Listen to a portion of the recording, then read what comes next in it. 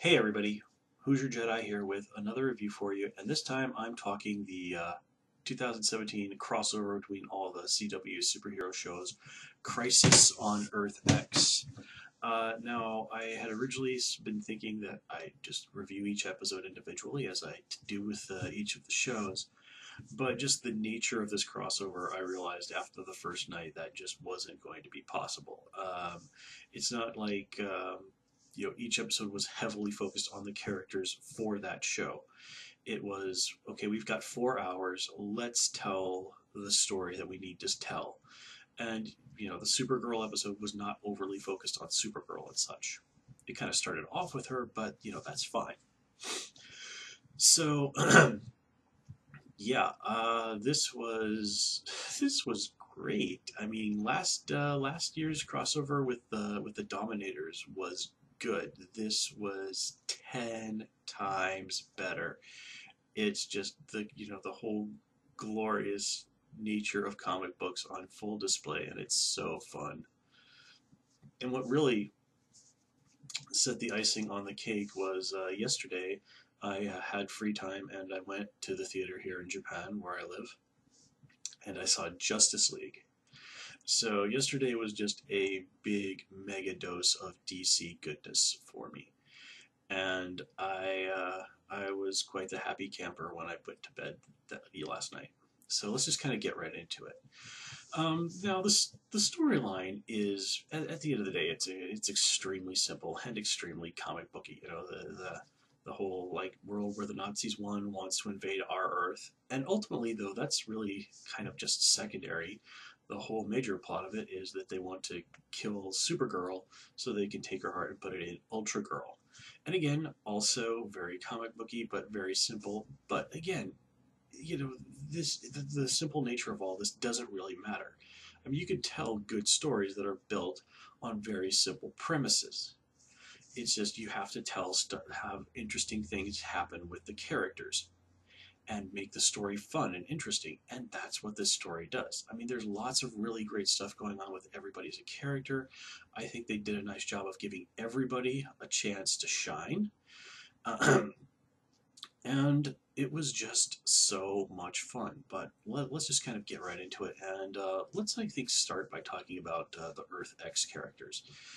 Um, Overgirl, I think is probably the one that comes out of the most strongly defined as a personality. And what's nice about Overgirl is one, she looks scary as hell. I mean, evil Supergirl. I mean, she looks scary and badass, and it's done so well. But what I like about what they did with Overgirl is that her attitude is actually kind of in keeping with Kara's own flaws. I mean, we've shown that Kara has at times sort of fallen into the idea that, she is a little bit better than the people of Earth, that she is, as a Kryptonian, better than humans. So having a little bit of an ego, and again, this is something that Kara has struggled with, but has for the most part gotten past. But when she's in her bad moments, it's something that she does sort of fall back into like a bad habit. And it's easy to believe that Kara, who was exposed to the ideas of the Reich from a young age, would embrace this idea, this aspect of her personality that as a Kryptonian, she is better than all of these humans, that she is an idealization of everything that they want to be. And the idea of villains believing that they want someone to worship. I mean, that's fitting. I mean, Kara, Ultra Overgirl even points out, like, I'm basically everything that the Nazis believe that humans should be. I'm Caucasian, I've got blonde hair. You'll note that she doesn't talk about having blue eyes because I believe Melissa Benoist has gray eyes, but still. And it's kind of a little interesting that, the Nazis would be okay with their Fuhrer being married to an alien, but on the other hand, blonde alien that can fly, is super strong, and shoot lasers out of her eyes.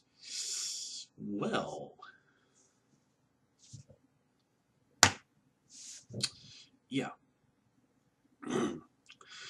um, and her whole situation with her sun, she flew too close to the sun, absorbed too much solar energy. People have pointed out that that does seem to have been taken from All Star Superman.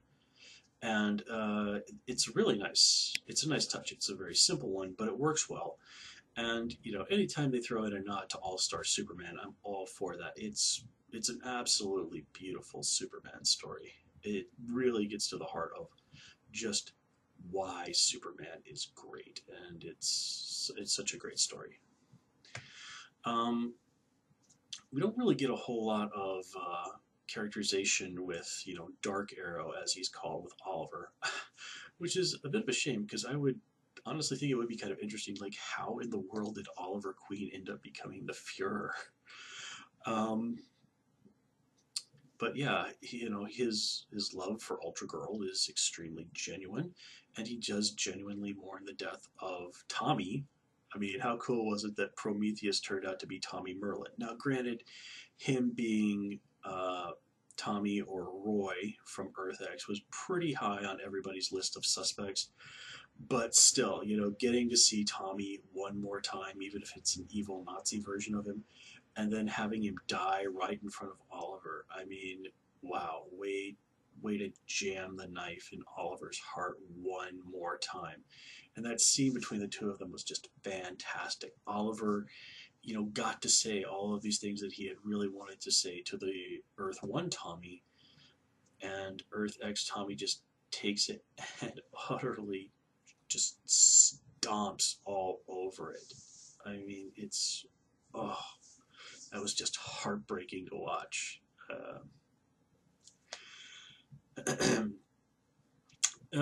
Interesting take on Earth X Quentin Lance, who for some reason has a British accent. Of course, the real explanation is that Paul Blackthorne is British, and he just sort of like, alternate reality. Here, Quentin is British. Like, okay, I'm not going to worry about it. And you could tell that Blackthorne was just having a blast going to town with all this. I mean, he's rolling his R's and just absolutely chewing up the scenery every chance he gets. It's always great when you can tell that actors are just having so much fun with the role that they're playing. And we also find out what happened to Earth X Sarah, that she was executed by her own father for being bisexual. I mean, that's pretty messed up. And man, Earth X Quentin does not seem to have the least bit of compunction about doing that to Earth 1 Sarah either. Of course, one can't help but wonder, well, where's Earth 1 Laurel out there?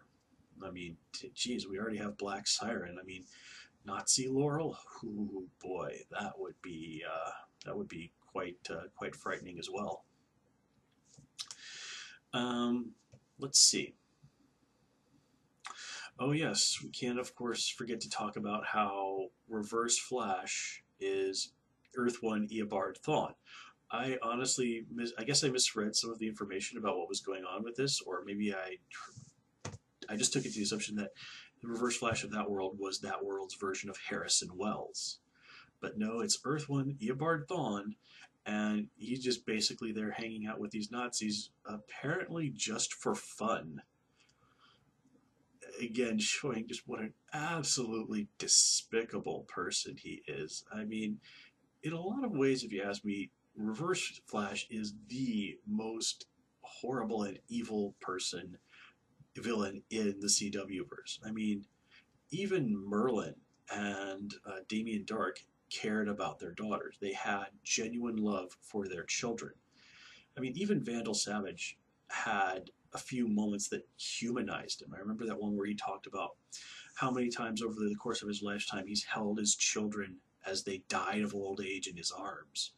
Which, I mean, even though he was a complete monster and a real bastard, it's hard not to imagine that that took an emotional toll on him. So, I mean, even Vandal Savage had at least one humanizing moment. Man, they don't really do that for Reverse Flash. Well, okay, I take that back. He has had one or two moments where he has shown some small bit of heart. He did make that confession about killing Barry's mother at the end of season one, and he did seem to genuinely care about Caitlin and Cisco. But even then, that was an extremely sort of superficial thing. I mean, he brushes off, like killing Cisco, as I'm sure I had a good reason for doing it, and I mean, mean, basically, he just sort of lives to make Barry's life miserable and to, hurt people. And I mean, just his utter glee at being able to, as he said, crack Supergirl open like a walnut. I mean, man, there is basically just nothing redeeming about this man as a person. And it makes him kind of fun to watch, but I really do wish they would kind of get into the Reverse Flash's origin story, just so that we can kind of understand him as a person a little bit better. I don't see anything wrong with humanizing him, but understanding, where he comes from, why he does these things. But I'm a little worried they're just going to take this cartoonish, I'm doing this because I'm evil, blah ha ha thing a little too far. And I really liked at the end of the fight in the last episode where Barry is kind of like even doing the, like, as they say, angry helicopter hand at him. And he just says like, you can't do it. You're not Oliver Queen. You can't kill me. And Barry just says like, get out of here. I mean, why Barry doesn't knock Thawne out so they can maybe lock him up in the pipeline or Iron Heights and sort of, make sure, or at least make an attempt to ensure that he doesn't hurt anyone. Or, just, I mean, yeah, seriously, knock him out or something. I mean, hey, what happened to those collars from Earth 1? Why not slap one of those on him? Lock him up with a pipeline and, find a way to slap one on him. The guy's got to sleep sometime. But, I mean, just letting him walk away, that was monumentally stupid. I can't believe that. I can only chalk that up to Barry having some sort of lingering guilt about, imprisoning Reverse Flash in the Flashpoint universe. And I love how Thawne walks away saying, I wonder what face I'll be wearing next time. Now, if you know your Reverse Flash history, you probably have an idea of what he might be referring to. Plus, it was also really great to see Tom Cavanagh be able to, for the second time in basically 2 weeks, kind of reprise the role. And you could tell that he's quite happy to step back into that yellow suit.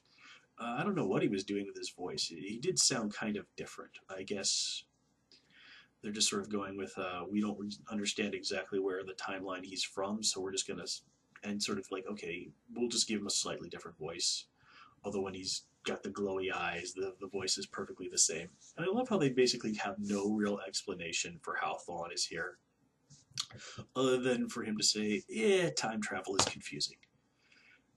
And I got such an enormous kick out of Reverse Flash saying to Supergirl, like, yeah, I fought your cousin. He's fast. I'm faster. Sort of implying that he's defeated Superman in the past. Or, if you ask me, he's maybe defeated is a little bit too strong of a word, but he's probably tangled with Superman and didn't get his head handed to him, which, that's a victory in and of itself. But just kind of, but you can tell that, Reverse Flash is able to tangle with Superman and walk away from it. Yeah, I don't think he's lying on that one. So just kind of there as another reminder that Reverse Flash is no one to take lightly. Let's see. I really did like what they did with Kara this episode. And Alex, sort of them going on this adventure and getting all this caught up as sort of a catharsis for all the bad things that have happened in their lives. I mean, they've got a joke about it at the end when it's all over about how, like, we went to this simple wedding and then we ended up on this crazy adventure and, suddenly our problems back on our world don't seem so bad. And it's hard not to feel bad for Alex. I mean, there's that part where she's actually thinking about just kind of running back to Maggie, even though, she had perfectly valid reasons for ending that relationship. It is interesting and kind of sad about how people will stay in relationships that make them unhappy because they really fear that being alone would be even worse. I mean, it's a very human flaw, and I understand where people are coming from on that one, but still, it's always sad when you see that in real life and in fiction. Now, her having something going on with Sarah, that was an easy one, but it was handled nicely. It was also interesting to see just like how Alec kind of freaked out when she realized she'd had a one-night stand and just sort of like, this isn't the kind of person that I am. And Kara's just like, you didn't do anything wrong. But, everyone has their own sort of personal rules about what is okay and not okay in terms of sexual behavior, and if somebody kind of crosses that line, just sort of like has a just what the hell moment, it it can sort of take a little bit of a mental adjustment afterwards, sort of like, well, I did this thing I thought I would never do. What does that mean? What does that say about me? And I like that the writers just didn't take the time to acknowledge that. And by the end of the episode, both Kara and Alex have kind of come out, come out of the end of the tunnel of where they are emotionally in regards to what's been happening. So that was good. Man, so much to talk about. Okay, one thing I do got to say is I loved how they did Ray in this episode. I mean, if you think about it, Ray actually single-handedly took down Reverse Flash. Again, this is a guy who was bragging about basically tangling with Superman and implying that he maybe defeated him, and Ray takes the guy down single-handedly. I mean, granted, it only puts him out of the action very briefly, but still, man, that was a great moment for Ray, and one I think his character had definitely desperately been needing. And yeah, I mean, cool. The Ray saved Kara's life. That's great. I'm digging that. Great stuff going on with Felicity this episode. Her, yelling at Oliver at the wedding, her not unreasonable feelings about, like, look, I'm glad to be in a relationship with you, but I don't want to be married. And it is interesting that it is, in a lot of ways, just a formality in some ways. But it's understandable that things like this have tremendous symbolic meaning to people. So, given what happened the last time they got married, as Felicity pointed out, yeah, it looks like we were going to do that, and then I got shot and paralyzed from the waist down. Yeah, it's understandable why she would be pretty gun shy about all of that. And I loved how it all sort of worked out at the end, where she is the one that ended up proposing to Oliver, and her and Barry and Oliver and Iris having this multiple wedding overseen by Diggle, which was beautiful, and running around at super steep still makes Diggle puke, which was fantastic. And it just sort of stops and makes you realize for a moment that hey, don't forget that Felicity and Barry had this tremendous chemistry, which they acknowledged, and they even had that great conversation on the train where it's sort of like, we make so much sense together, and yet now here it is. Felicity is marrying Oliver, Iris is marrying Barry. It's really a beautiful thing, and I love that even Felicity and Iris got to spend a little bit more time together, sort of showing us them becoming closer as friends.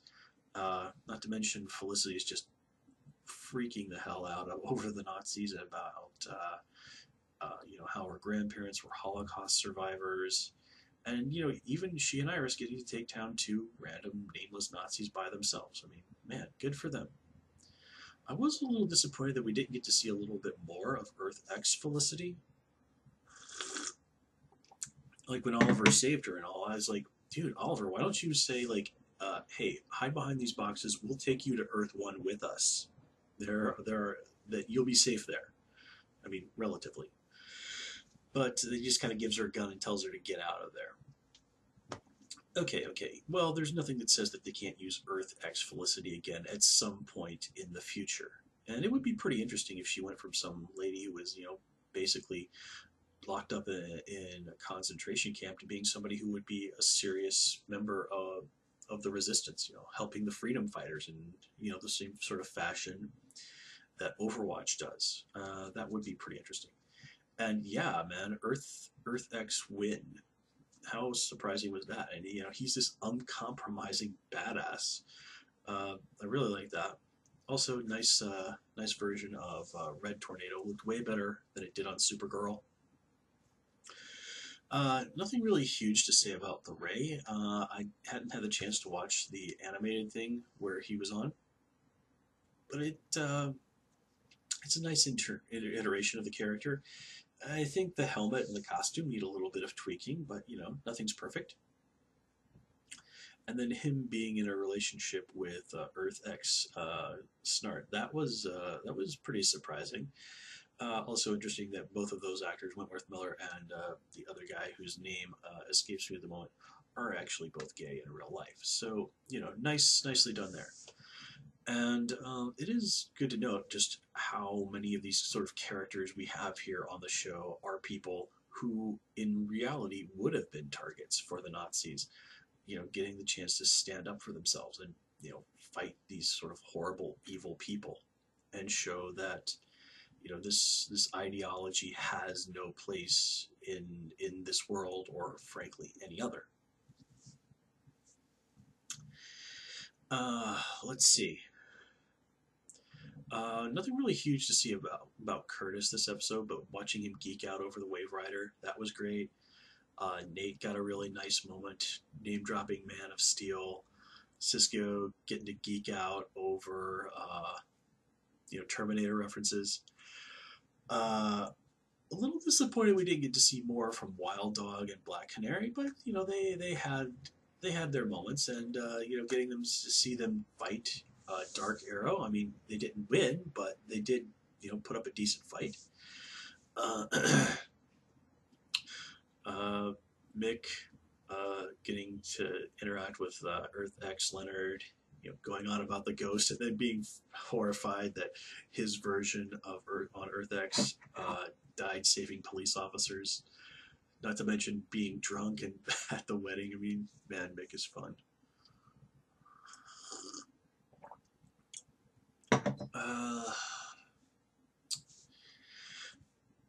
Of course, this crossover does raise quite a few questions. I mean, Harrison Wells even flat out says that, yeah, there's a Krypton on all of the 52 worlds that we know of. And again, kind of weird that he says there are 53 Earths. But, when we saw Barry traveling through the Speed Force, we saw all these images of basically what seemed like infinite Earths.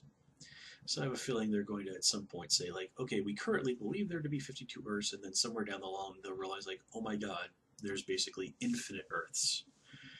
I mean, it would be so awesome, I think, if, the next time Barry does some crazy running through of the Speed Force, we get to see, some more alternate Earth nods to alternate Earths out there. Like, maybe, like, it would be so awesome if, for example, he, like, caught a glimpse of the Earth that the Justice League movie takes place on, or an Earth that contains like the 60s Batman or the 70s Wonder Woman. I mean, how awesome is that?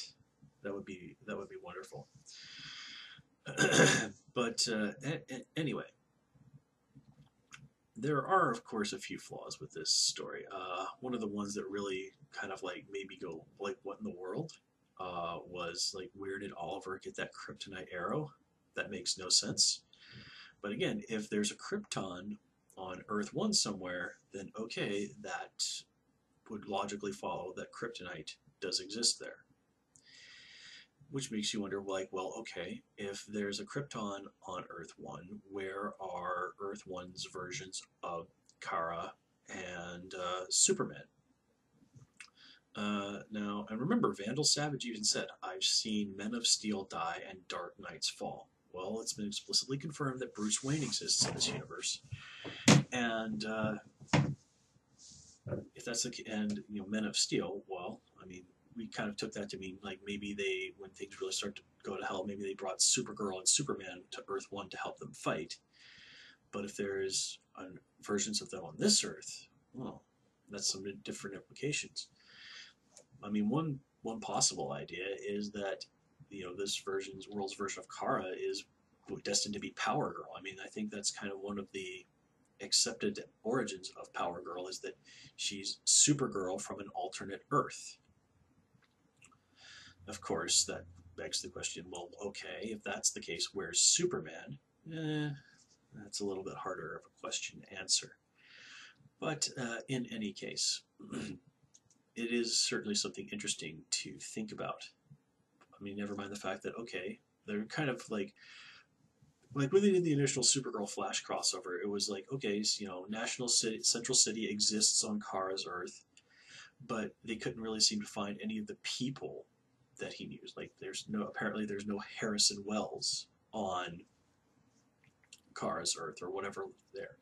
It seems like they've probably just sort of decided to just quietly abandon that idea. Which, okay, if that's the case, that means that, okay, there's a Jimmy Olsen on Earth 1. There's a Win on somewhere on Earth 1. Where are these characters? What are they doing? You know, where's Earth 1 Cat Grant? But again, where's Earth 1 Lena Luthor? Well, again, I mean, it's really hard to tell exactly what they're going to do with this and how seriously they're going to take these continuity issues. We'll just have to wait and see. But this episode definitely does open up a lot of doors. And I think they probably just said, like, F it, the idea that, you know, these characters don't exist on other Earths is just too much of a hassle to bother with. Or I think perhaps maybe better to say that they're unique to their particular Earth. Yeah, okay. Well, we'll just sort of let that go. Let's see, what else? Oh yeah, so Oliver killing Dark Arrow. Okay, that's fine.